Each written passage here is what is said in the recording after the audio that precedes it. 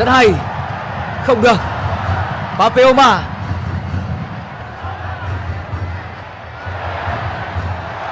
Rồi, không vào. Cú đá là của đội trưởng Văn Quyết. Này thủ trưởng Papeoma cũng như là thủ trưởng Văn Quyết đang thi đấu cực hay. Papeoma bình tĩnh xử lý và tung ra một đường chuyền cực kỳ chất lượng. Nhưng cú đá bằng chân trái của đội trưởng Văn Quyết được lại đưa bóng đi cao hơn khung thành của đại diện Triều Tiên. Pha phối hợp rất có nét của hai cầu thủ bên phía đội bóng thủ đô. Văn Quyết. Quá hay. Không được rồi.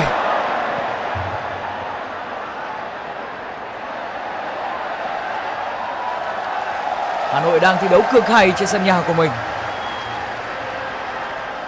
Đó là những gì mà người hâm mộ của đội bóng thủ đô trông đợi.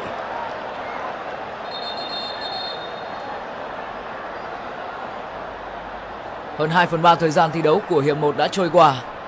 Đã có tới 3 bàn thắng được ghi, 2 trong số đó dành cho đội chủ nhà Hà Nội. Bàn thắng còn lại của câu lạc bộ 25 tháng 4 được ghi ở những thời điểm mà đội bóng thủ đô đang cố gắng tạo ra sức ép. Như vậy là Bùi Tiến Dũng đã khởi động. Văn Công đã gặp chấn thương và có thể anh sẽ không thể tiếp tục thi đấu.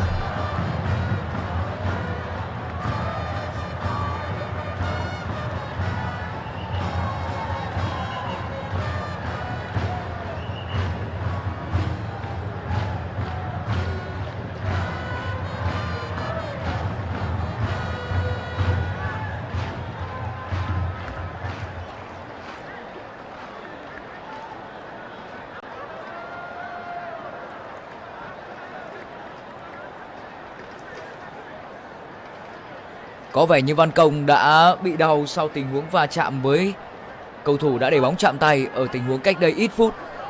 Và bây giờ nếu như anh không thể tiếp tục thi đấu thì thủ thành quốc dân Bùi Tiến Dũng sẽ góp mặt ở trên sân.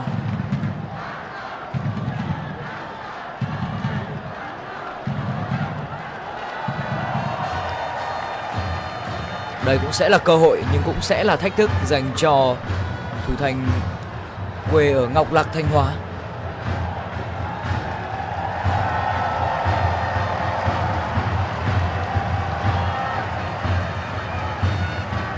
Rất có thể Văn Công sẽ phải rời sân bằng cáng trong một pha bóng mà anh đang tỏ ra rất đau trên sân.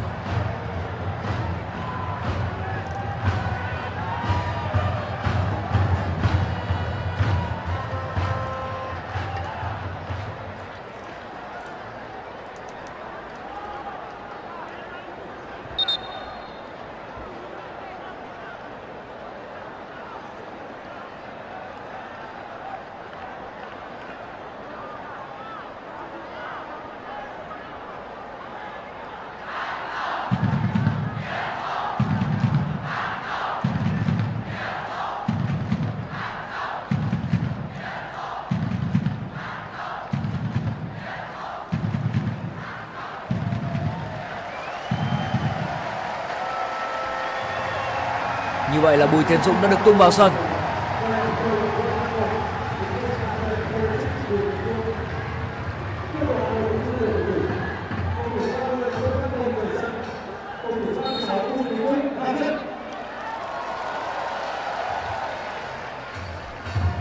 Ở thời điểm hiện tại thì mình đang thấy có một tài khoản YouTube live trận đấu giữa Hà Nội và câu lạc bộ 25 tháng 4 lựa chọn đường link của bọn mình. Nhưng rõ ràng là đường link này đã bị zoom lên và cái phần quan sát trận đấu của anh em sẽ trở nên rất khó. Các bạn có thể truy cập vào website 90phút.tv để có thể theo dõi với một màn ảnh giống như các bạn thường xuyên được theo dõi trên TV. Mình cũng không biết tại sao đôi khi cái ứng dụng YouTube nó mang đến cho các bạn sự tiện lợi, nhưng sự tiện lợi của YouTube nó không mang đến cái sự hiệu quả trong cách mà các bạn theo dõi một trận đấu. Thì bị làm mờ đi rất nhiều, đường truyền nó chậm hơn và những hình ảnh nó cũng không thực sự sắc nét, rất nguy hiểm. Tình huống đánh đầu giải nguy của trung vệ Duy Mạnh. Vẫn đang là cầu thủ Triều Tiên.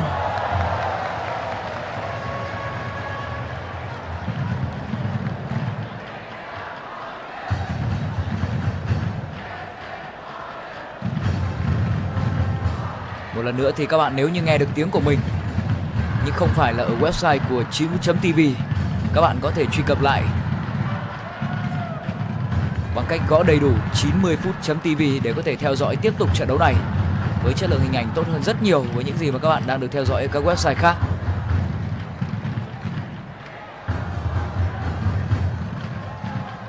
Duy Mạnh.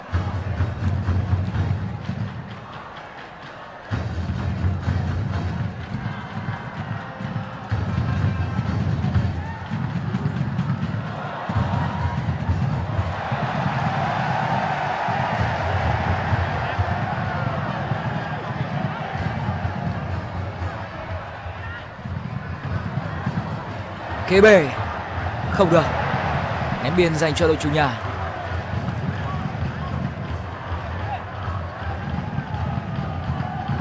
Moses, rồi không vào. Cú đá là của Pape Oma. Oma ngày hôm nay thi đấu rất linh hoạt, cú đá gần như là chuẩn chỉnh. Bóng chỉ cách khung thành của câu lạc bộ 25 tháng 4 một khoảng cách tương đối mà thôi. Pha đáp lễ của Kebe, pha phối hợp của bộ ba ngoại binh bên phía đội chủ nhà. Moses là người giành đường chuyền cho Kebe. Kebe căng ngang để cho Pape Oma tung ra cú đá, nhưng cú đá đã đi ra ngoài một cách rất đáng tiếc. Rất hay. Quang Hải, Hùng Dũng. Đang có một cầu thủ của đội chủ nhà bị đau. Văn Quyết, rất nhịp nhàng.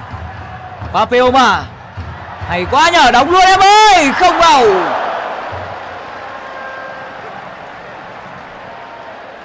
Cú đá là của Trương Văn Thái Quý.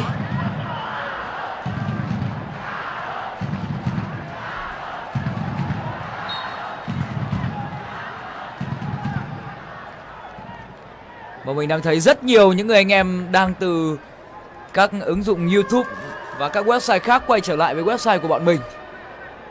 Một lần nữa thì thay mặt cho đội ngũ của 90phút.tv thì Captain xin gửi lời chào đến tất cả mọi người. Những người lần đầu tiên có thể truy cập vào website của 90phút.tv. Ở website của bọn mình thì giải đấu nào cũng có, chất lượng thì rất là ok và ngon nghẻ. Cảm ơn các bạn đã cùng đồng hành và ủng hộ trong suốt những thời gian vừa qua.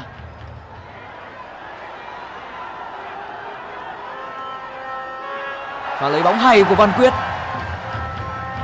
rất hợp lý. Hùng Dũng, Quang Hải, phối hợp cự ly ngắn của câu lạc bộ Hà Nội là cực tốt. Điều này mang đến sự chủ động dành cho đội bóng thủ đô. Và nếu như trước khi hiệp 1 khép lại, Hà Nội có thêm một bàn thắng nữa, đó có thể sẽ là một bữa tiệc tuyệt vời dành cho không chỉ những người hâm mộ của câu lạc bộ Hà Nội mà dành cho những người hâm mộ của bóng đá Việt Nam đang hy vọng và cùng chờ đợi vào ngày mà một câu lạc bộ, một đại diện của Việt Nam góp mặt ở trận chung kết sân chơi của toàn châu lục. Hùng Dũng, Quang Hải,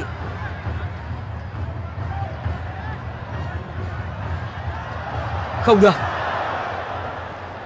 Đường chuyền hơi mạnh của Quang Hải.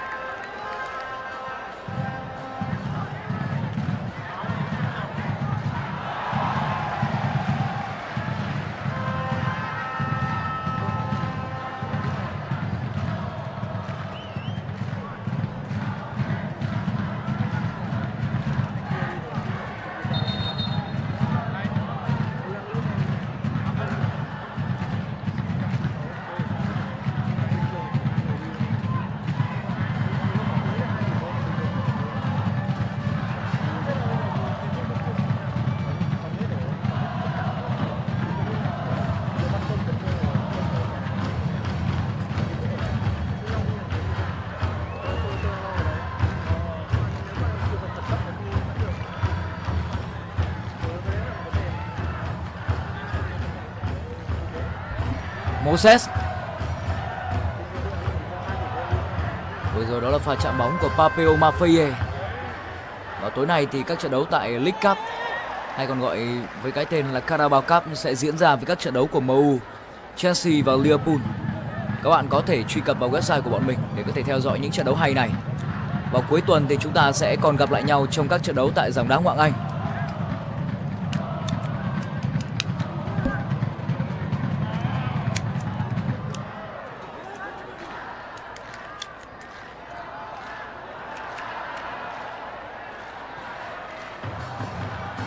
Văn Quyết.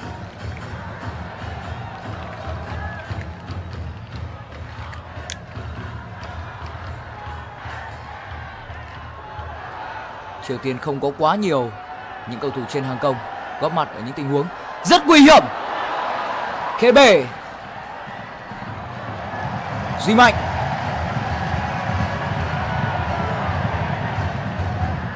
Moses.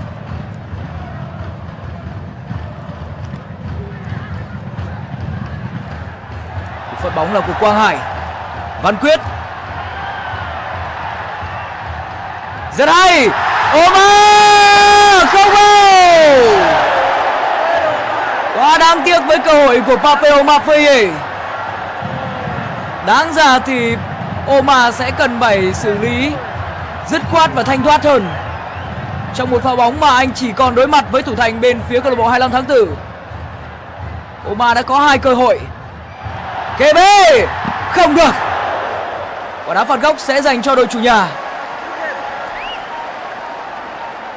Những sức ép cực kỳ mãnh liệt mà câu lạc bộ Hà Nội tạo ra, nhưng nó vẫn chưa thể mang lại bàn thắng thứ 3 dành cho những người học trò của huấn luyện viên Chu Đình Nghiêm.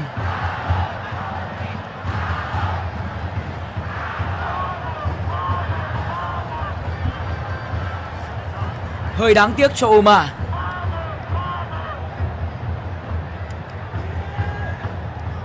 Lối đá tấn công rất đẹp mắt, hiệu quả, mạch lạc và nó mang đến một dấu ấn trong chiến thuật mà đội bóng thủ đô đã áp đặt lên lối chơi của câu lạc bộ 25 tháng 4. Đánh đầu. Thêm một quả đá phạt góc nữa cho hiệp 1 của trận đấu này.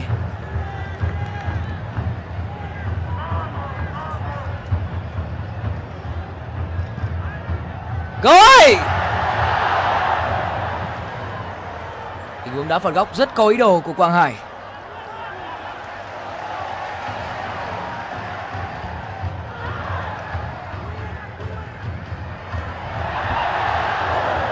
Bóng đã không thể đến được vị trí của KB. Trọng tài xác định đã có lỗi của Thành Trung.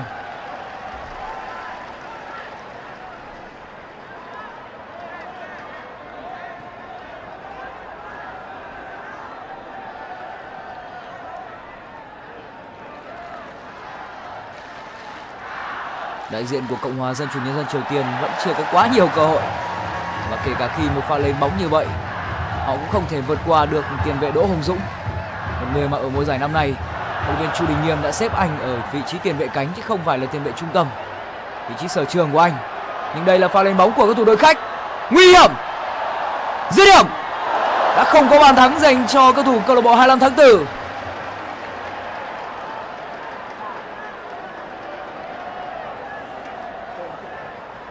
Hiệp 1 còn rất ít thời gian nữa thôi thì nó sẽ khép lại.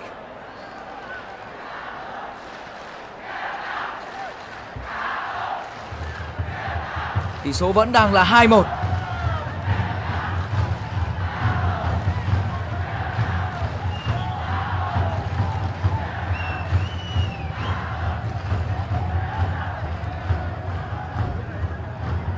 Không biết là hiệp 1 này thì sẽ có bao nhiêu phút đá bù giờ đây.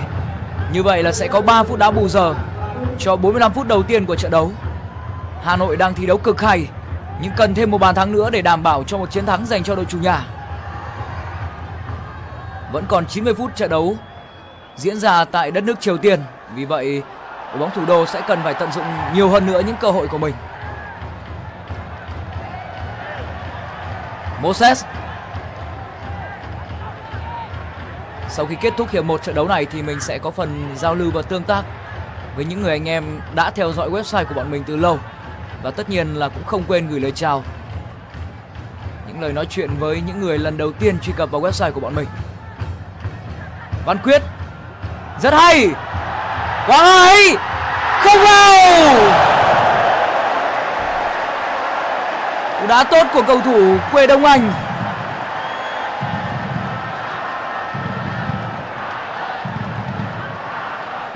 khoảng không vừa đủ để Quang Hải có thể tung ra cú đá của mình. Nhưng anh đã không thể đánh bại được thủ thành của câu lạc bộ 25 tháng 4.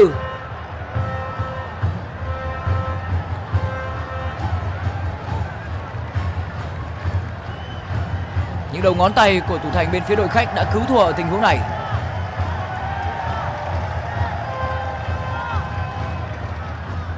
Vẫn lại là Quang Hải đá phạt góc. Đánh đâu!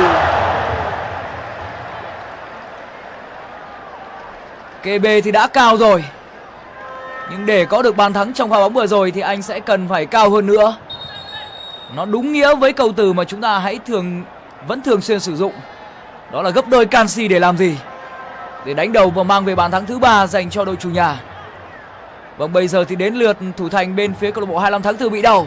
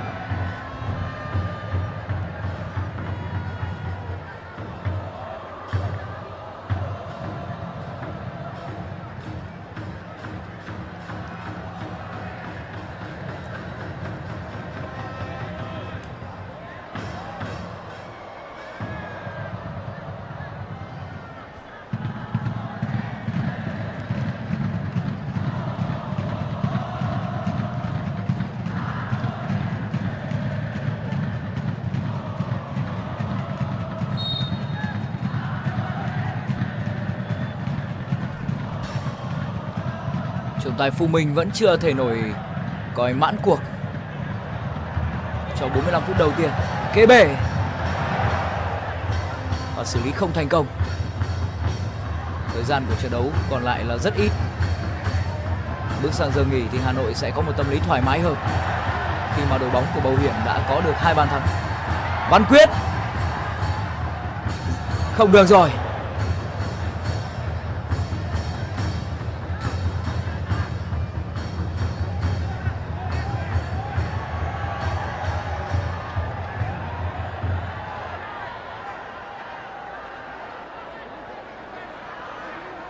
Nếu như nói về dấu ấn trong 45 phút đầu tiên của cầu thủ đội khách thì cầu thủ mang áo số 14 là người mang đến nhiều cơ hội nhất dành cho đại diện của Triều Tiên. Nhưng chỉ có duy nhất một lần đội bóng này tận dụng được cơ hội và mang về bàn thắng. Tiếng còi của trọng tài đã vang lên.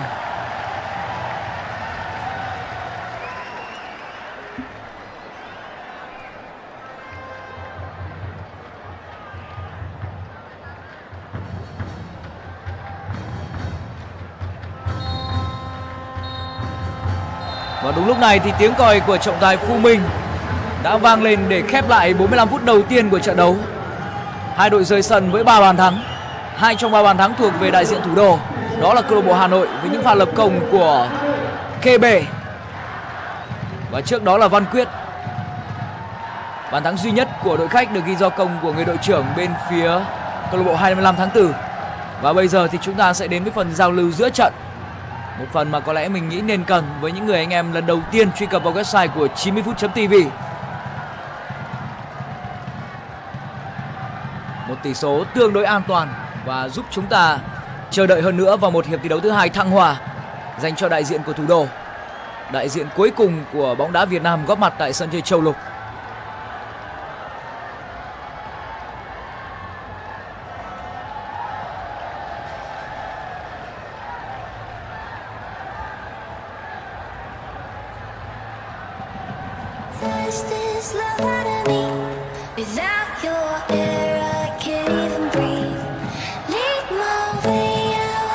Lần nữa thì chúng ta sẽ cùng theo dõi lại những dấu ấn của hiệp 1 này.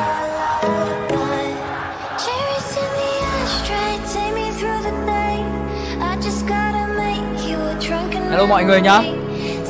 Và các bạn hãy nhanh tay truy cập vào website của 90phút.tv để mình có thể gửi lời chào với những người lần đầu tiên đến với website của bọn mình. Một ưu đãi đặc biệt dành cho những bạn lần đầu tiên biết tới website của bọn mình.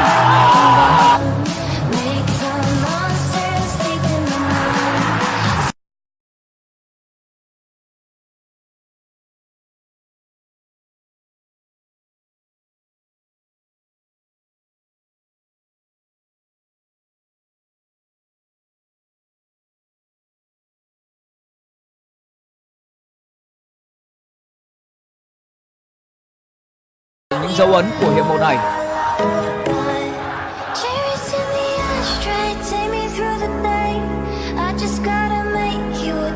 Hello mọi người nhá.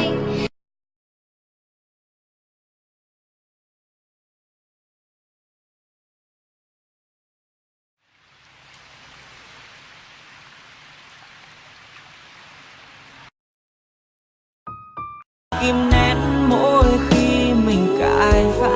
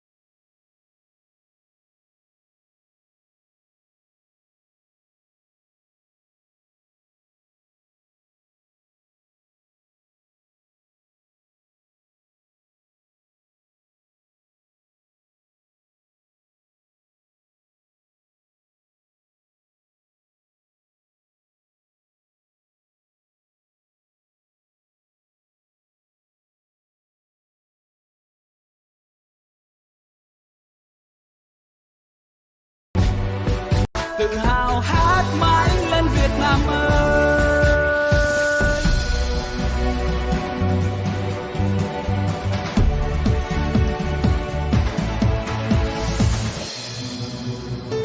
Bước giữa nắng tràn đường phố nơi tôi ở từ thơ bé đã quen.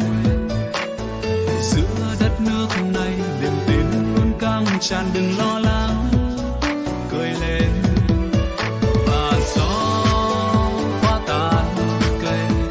Trong tiếng tre thơ đùa vui cười và nắng trên lá reo, ngày xanh tươi sáng Việt Nam ơi.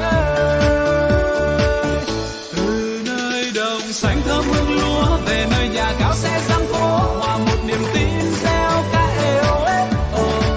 Từ nơi đảo xa mênh mông sóng về nơi đồi cao bay mây trắng, một vòng tay nối trọn Việt Nam. Trời quê hương xanh ngời, xoay tay đón nắng mai cười trong má. Bao nhiêu con người chung tay xây đời, niềm tin nơi một Việt Nam sáng tươi. Việt Nam ơi, Việt Nam ơi, tự hào hát mãi lên Việt Nam ơi. Việt Nam ơi, Việt Nam ơi, tự hào hát mãi lên Việt Nam ơi.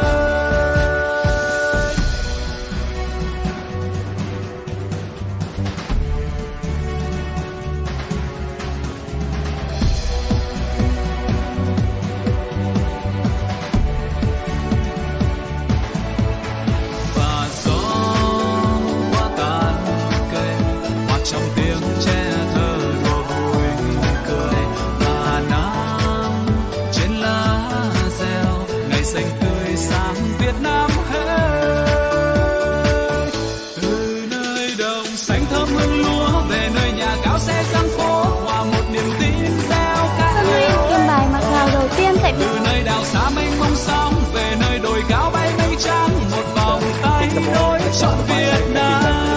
Bao la đất trời quê hương xanh ngời, xoay tay đón nắng mai cười trong má. Bao nhiêu con người chung tay xây đời, niềm tin nơi một Việt Nam sáng tươi. Việt Nam ơi, Việt Nam ơi, tự hào hát mãi lên Việt Nam ơi. Việt Nam ơi, Việt Nam ơi, tự hào hát mãi lên Việt Nam ơi.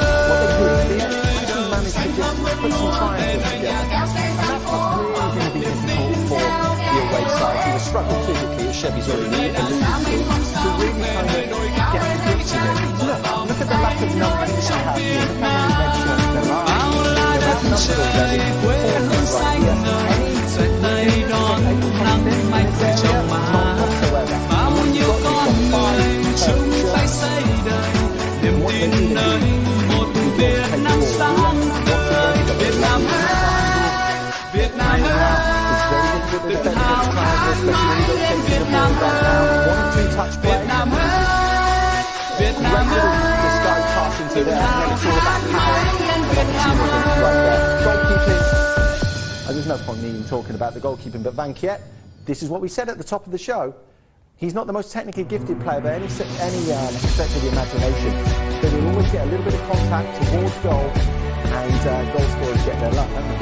They do indeed. Michelle, I know you alluded to the fact that Everton Fifth already looked pretty tired and fatigued, and that was shown in the fact that their counter-attack led to a Hanoi counter-attack. Yes, it is, and it is very interesting because we focus on one player. Now, this is the counter-attack from April 25th. Great ball through for Pyong Hill. Goes down the flank. He's been a menace, and then we just stop it there. And you think, when the gentleman wearing a yellow armband is the captain, he's supposed to be in the box here and looking at the ball. No, he's nowhere to be seen. And then they lose the ball. And what happens next? What do we see?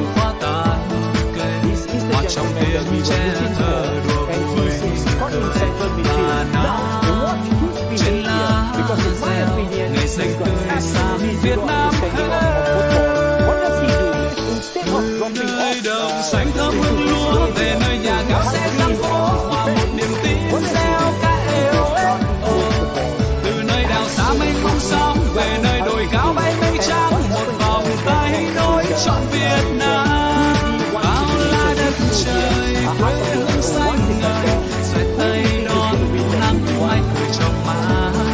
Bao nhiêu con người chung tay xây đời, niềm tin đời một Việt Nam sáng ngời. Việt Nam ơi, Việt Nam ơi, tự hào hát mãi lên Việt Nam ơi. Việt Nam ơi, Việt Nam ơi, tự hào hát mãi lên Việt Nam ơi. and then when you lose the ball and you hit on somebody counters your counter, your tactical behavior is very important. But Mr. Rin wasn't aware of that. So that was the goal that put the home side 2 goals to 1. Và gió qua tàn cây, hoa trong tiếng che thơ rồi cười và nắng trên lá reo ngày xanh tươi sáng Việt Nam ơi. Xanh thơm hương lúa về nơi nhà cao xe sang phố, hòa một niềm tin reo ca êu ếch. Từ nơi đảo xa mênh mông sóng về nơi đồi cao bay mây trắng, một vòng tay nối trọn Việt Nam. Bao la đất trời quê hương xanh ngời, xoay tay đón nắng mai cười trong má. Bao nhiêu con người chung tay xây đời, niềm tin đời một Việt Nam sáng tươi. Việt Nam ơi, Việt Nam ơi, tự hào hát mãi lên Việt Nam ơi. Việt Nam ơi, Việt Nam ơi, tự hào hát mãi lên Việt Nam ơi.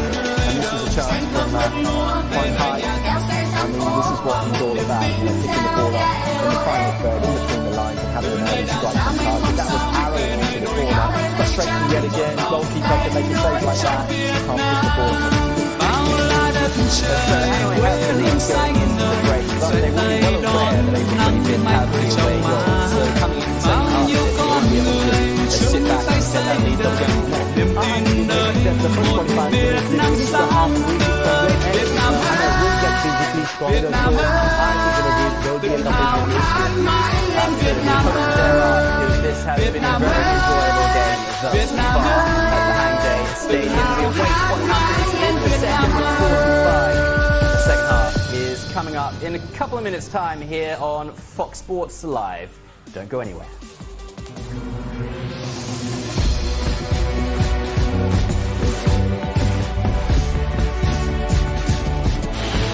Việt Nam ơi, Việt Nam ơi, tự hào hát mãi lên Việt Nam ơi. Việt Nam ơi, Việt Nam ơi, tự hào hát mãi lên Việt Nam ơi.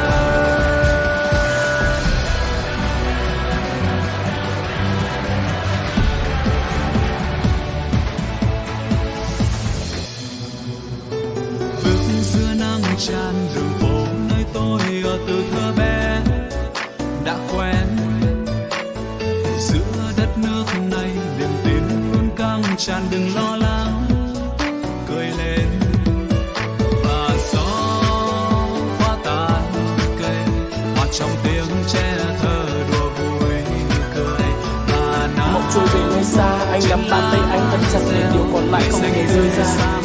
Và có lẽ là anh biết sốc lệ trên mi nên lau sẽ chẳng nên giữ lại gì kể cả từ nơi đồng xanh thơm hương lúa về nơi nhà cao xe sang phố, hòa một niềm tin gieo ca êu ếch. Từ nơi đảo xa mênh mông sóng về nơi đồi cao bay mây trắng, một vòng tay nối trọn Việt Nam. Bao la đất trời quê hương xanh ngời, xoay tay đón nắng mai cười trong má. Phabet.com, nhà cái hàng đầu khu vực. Chung tay xây dựng niềm tin nơi một Việt Nam sáng tươi. Việt Nam ơi, Việt Nam ơi, tự hào hát mãi lên Việt Nam ơi. Việt Nam ơi, Việt Nam ơi, tự hào hát mãi lên Việt Nam ơi.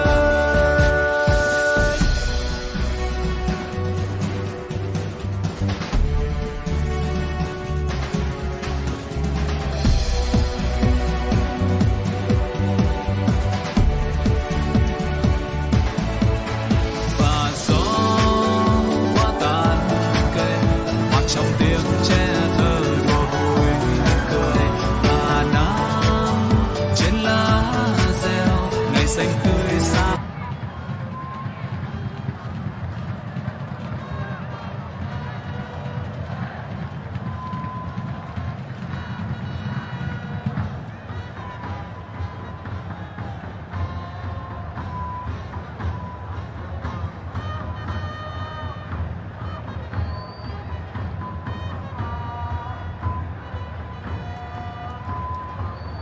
Chào mừng quý vị khán giả cũng quay trở lại với hiệp thi đấu thứ hai. Trận đấu diễn ra tại sân vận động Hàng Đấy, trận chung kết của Liên khu vực AFC Cup năm 2019. Cuộc đối đầu giữa đội chủ nhà Hà Nội FC và đội khách đó là câu lạc bộ 25 tháng 4. Ở hiệp 2 này thì hai đội sẽ đổi sân và đại diện đến từ Triều Tiên sẽ bảo vệ phần sân ở bên phía tay trái, trong khi câu lạc bộ Hà Nội họ sẽ thi đấu ở bên phía tay phải. Kết thúc hiệp 1 thì tỷ số vẫn đang là 2-1 nghiêng về đội chủ nhà với những pha lập công của KB. Và người còn lại đó là đội trưởng Văn Quyết. Trong khi đó thì đại diện đến từ Triều Tiên có được bàn thắng dẫn trước. Tuy nhiên bàn thắng dẫn trước không giúp cho đại diện của Triều Tiên thi đấu tốt hơn, mà thậm chí nó tác động tích cực cho lối đá của câu lạc bộ Hà Nội khi họ tạo ra vô vàn sức ép. Và nếu như may mắn hơn, Papeoma đã phải có tới 2 bàn thắng để giúp cho Hà Nội thậm chí có thể có được tỷ số là 4-1 sau khi 45 phút đầu tiên khép lại.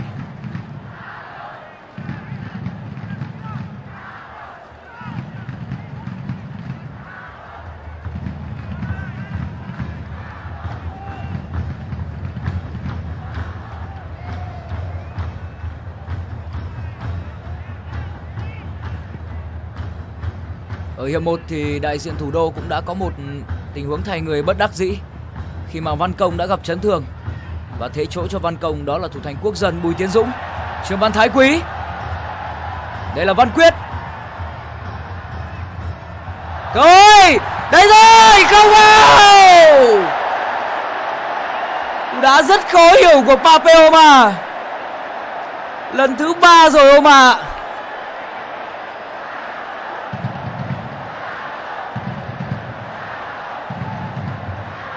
Nếu như Papeoma thêm cho mình cái ký tự chữ Y ngắn ở sau chữ Ma nữa thành chữ Mai thì có lẽ nó sẽ ngọt hơn rất nhiều từ cú đá của anh. Đường chuyền bằng đầu cực kỳ nhạy cảm của Trương Văn Thái Quý. Rất nguy hiểm. Ngã rồi. Nhưng không có penalty dành cho đội khách. Khê bể. Văn Quyết cùng với Trương Văn Thái Quý đã làm quá tốt nhiệm vụ của những người kiến tạo. Nhưng Papeoma lại dứt điểm ra ngoài. Lần thứ 3 trong trận đấu này Oma bỏ lỡ cơ hội.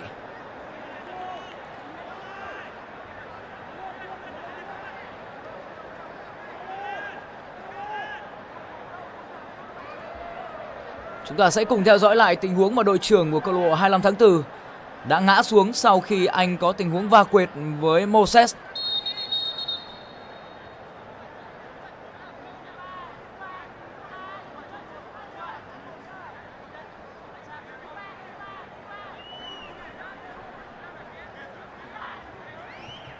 Lee Chung Hook sẽ là người thực hiện quả đá phạt dành cho câu lạc bộ 25 tháng 4.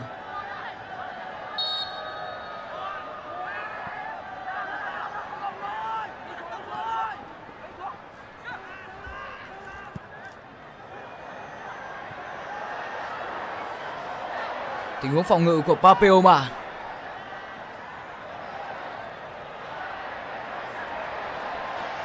Rất hay. Moses.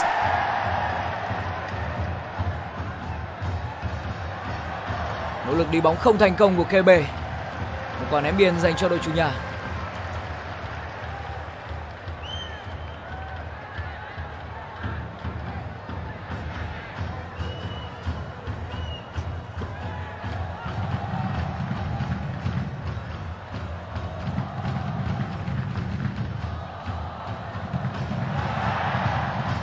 Papeoma. Đây là Văn Quyết. Quang Hải. Rất hay. Quang Hải không được. Và phối hợp của hai nhân tố sáng giá nhất bên phía hàng công của câu lạc bộ Hà Nội, Văn Quyết và Quang Hải.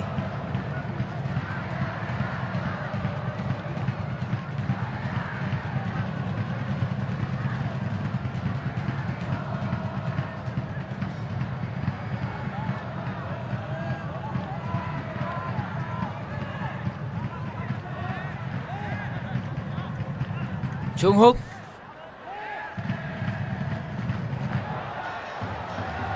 Bóng đến chân của KB.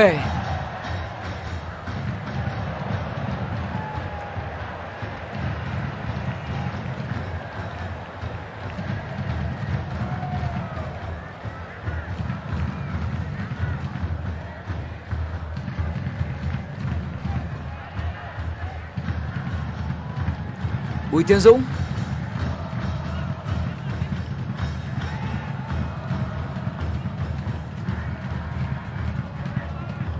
Ngày hôm nay phải nói là lượng cổ động viên tới sân là rất đông và nó giúp cho tinh thần của đội chủ nhà.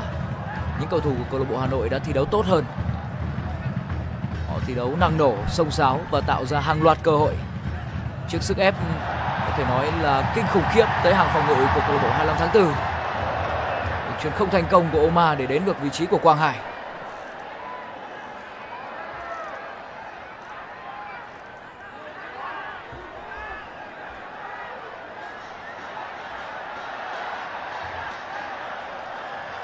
Sẽ có một quả đá phạt góc dành cho các thủ đội khách.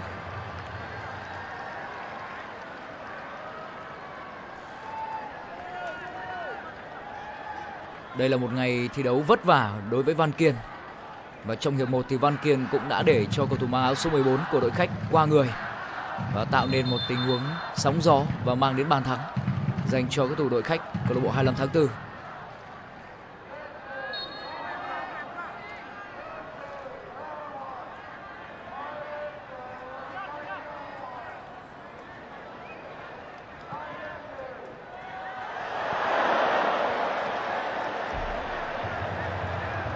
Phát bóng lên dành cho đội chủ nhà. Đây là đội trưởng của câu lạc bộ 25 tháng 4 Cho Min.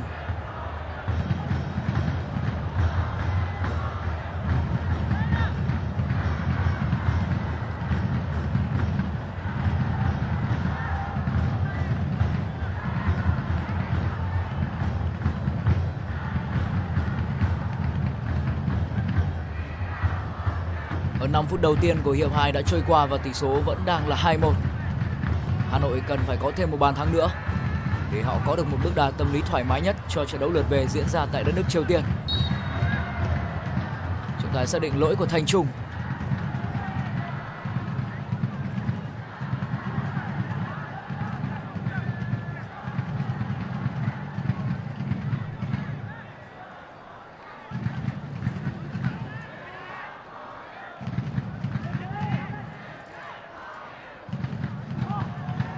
Rất nguy hiểm. Pha bóng là của Văn Kiên. Cầu thủ Hà Nội cho rằng bóng đã chạm tay của một cầu thủ của 25 tháng 4. Nhưng trận đấu vẫn đang được tiếp diễn. Đường chuyền rất hay của Moses. Papeoma. Đây là Kebe.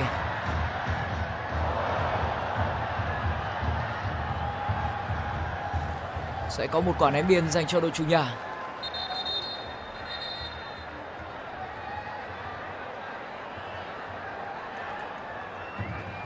Đội trưởng Cho Min đang là người phải nằm sân.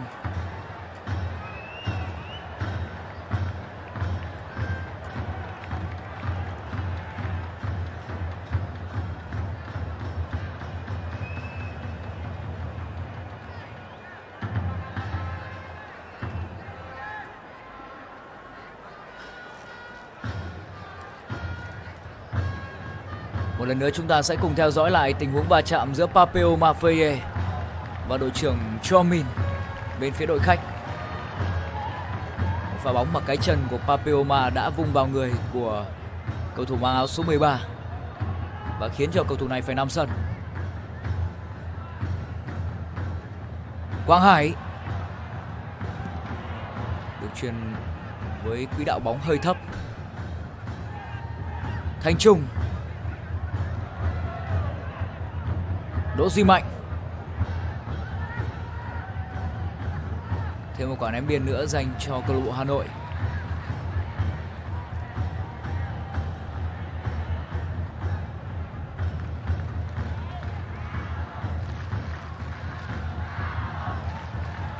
Rất hay.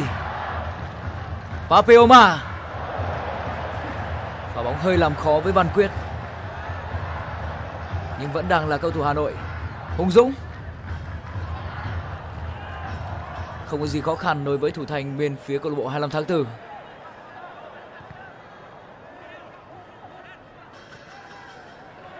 Cũng giống như thời gian đầu tiên của hiệp 1. Hiệp 2 thì tốc độ của trận đấu đang khá chậm. Hà Nội đã tung ra 10 cú sút so với 3 cú đá của câu lạc bộ 25 tháng 4.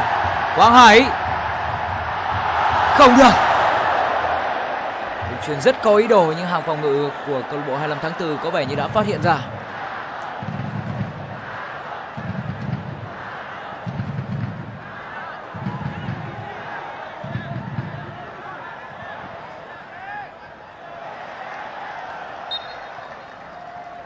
Sẽ có một quả đá phạt dành cho đội chủ nhà.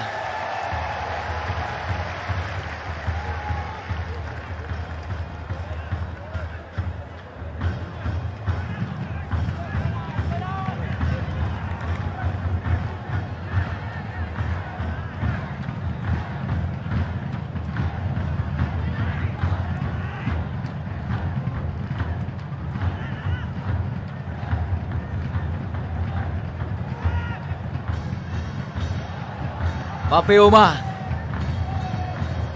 Không được. Đáng ra thì Papeoma nên dành một đường chuyền cho Trương Văn Thái Quý.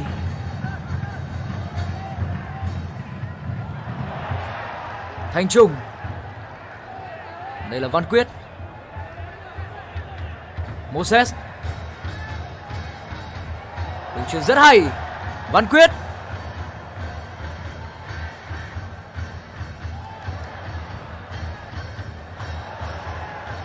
Và xử lý tương đối nhịp nhàng. Papeoma. Đây rồi.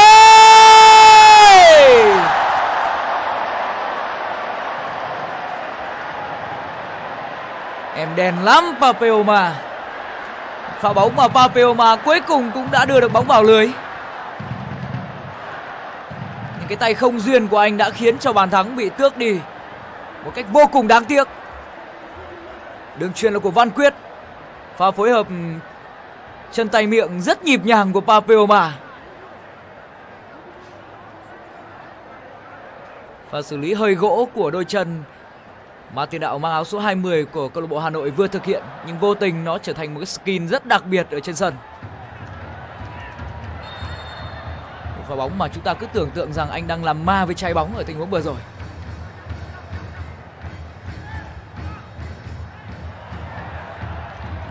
Kebe. Vẫn đang là Ibukebe. Văn Kiên.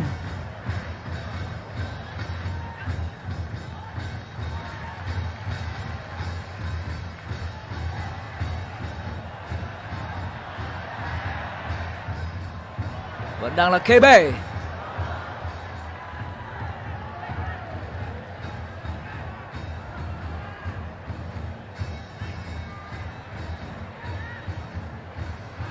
Văn Kiên.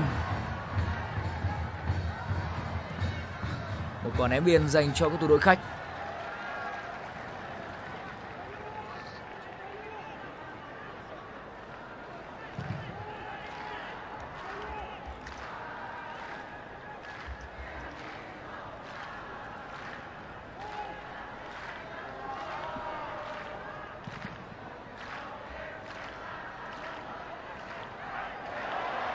Không được. Và xử lý không tốt của Văn Quyết.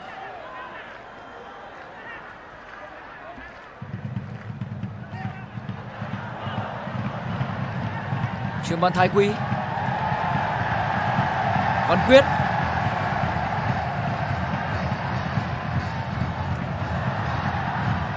Moses.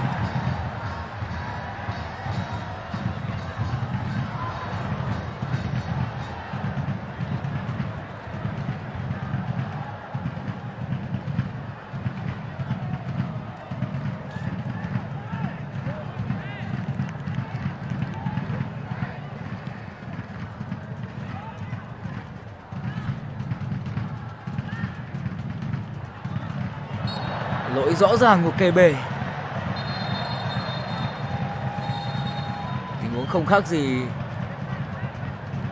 những pha xử lý trong bộ môn WWE. KB đã không thể có một pha ngăn chặn tốt và anh đã phạm lỗi.